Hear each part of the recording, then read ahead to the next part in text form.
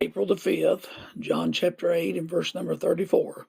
Jesus answered them, Verily, verily, I say unto you, whosoever committeth sin is the servant of sin. There are two words in this verse I want to focus on. The first is the word committeth, and the second is servant. First is the word committeth. This word implies a continual practice of sin or a habit. It is the continual repetition of sin day after day until it becomes a way of life. All of us commit sin on a daily schedule. We do things that are wrong and we make mistakes. We're not perfect, and because we are sinners, we'll sin. But we do not have to commit the same sin over and over again. We can say no to sin. We can resist sin and do right. But for one who falls into the snare of some sin of the flesh, if he is not careful, it will become a daily practice. That is the word committeth.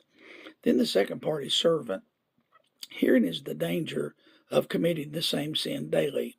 If you yield to that sin often enough, it'll begin to rule over you and make us its servant or its slave.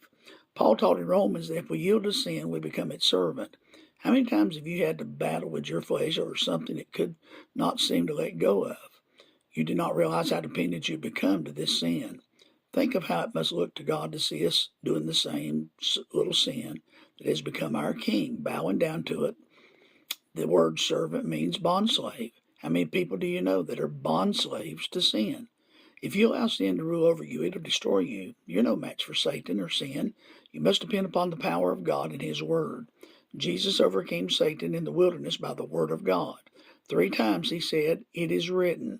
We too have to depend upon the Word of God. It can break the power, sin, and liberate us. Jesus said in John 8:32, "You shall know the truth, and the truth shall make you free." The Word of God is the truth, and it alone has the power to liberate us from sin's bondage. Thank God for the Word of God.